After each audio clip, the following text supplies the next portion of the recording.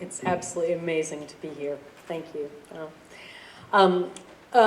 Given the events of the last few days, I've been flip-flopping on what to read tonight and whether I should read something serious or not. And given that everything else we seem to be reading about Islam these days seems grave and sad, I thought I'd read something a little lighter. This is from If the Oceans Were Ink. My book's about studying the Quran with an old friend, a traditional Islamic scholar, Sheikh Akram. And this comes from this scene where I finally take my two daughters, Nick and Julia, to lunch at the Sheikh's house. On the appointed day, we marched up to the brick house with white trim, past the family Volkswagen, and rang the bell. I'd briefed Julia and Nick on the bus from London. We'd just be seeing the Sheikh's two youngest daughters and his wife. There wouldn't be computer games or pasta on the menu. I trotted out the standard speeches about being on their best behavior and remembering their manners. They did, bless them. The only gaffe I detected came not from rudeness, but an excess of enthusiasm. At the last minute, Nick had decided to bring her own gift for the Sheikh's daughters, a palm-sized snake figurine she had won the day before on the two-penny game at the amusement arcade on Brighton Pier. As we walked in the door, she pulled it out of her jeans pocket and thrust it towards a perplexed Aisha. "This is for you," trumpeted Nick. "And I got it," arms thrown out, legs planted in a conquering hero stance, "from gambling." I winced. Gambling is haram, the Quran explicitly warning that, quote, Satan only wants to sow hostility and hatred among you with wine and gambling. Yet here was Nick, barely inside the front door, bragging about her takings like the whole cast of Ocean's 11. Boasting, too, was un-Islamic. Don't swagger around on earth, cautions the Quran, for God loves no pompous braggart, and moderate your stride and lower your voice. To my relief, Aisha and Fatima either didn't notice or were just too polite to comment. Besides, Nick's bumptiousness was soon drowned out by our admiration of the house.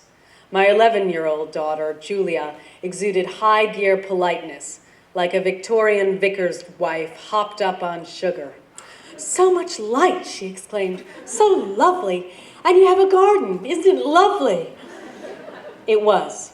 They'd redone the living room since I'd last visited, and the effect was unwittingly chic. Dingy carpet had been stripped away in favor of wooden floorboards. Teacups dangled neatly on hooks in a china cupboard. The bright white of the walls glowed in the sun, making the room's sole decoration mesmeric in its simplicity. It was a single word, in elegant calligraphic black, Allah. "Their house was so clean," Julia later exclaimed, "so tidy."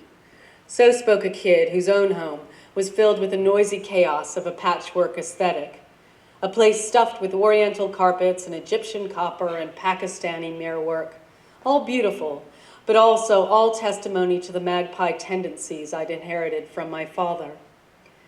The simplicity of the Sheikh's house shocked her. It reflected a sensibility of certainty.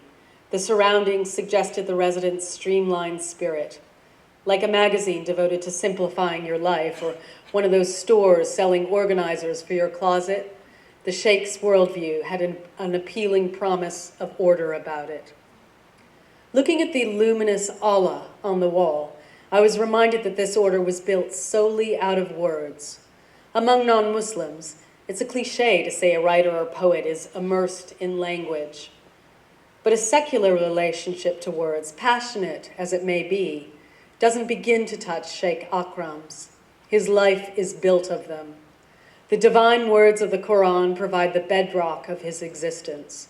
Growing up in a village without TV or movies or billboards or museums, he received all information of the outside world verbally, either on the radio or on a page.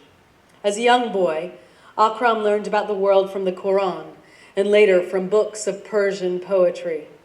When he went off to Nadwa, his madrasa, his immersion in words only grew through his study of classical Arabic grammar, a core subject in any madrasa. It provides the Islamic scholar tools to parse the meaning in Allah's pronouncements. Poetry was his sole artistic pleasure, his Star Wars and his Citizen Kane, his Sergeant Pepper and his Mona Lisa. His memory stored reams of verse, so he'd often lace his lectures with a couplet from Saadi or a bit of a Hafez ghazal to drive home a point or revive flagging attention. And daily, after dawn prayers, he allowed himself a few moments to read a poem or two. Poetry, he once told me, makes the heart soft, especially when read in the morning.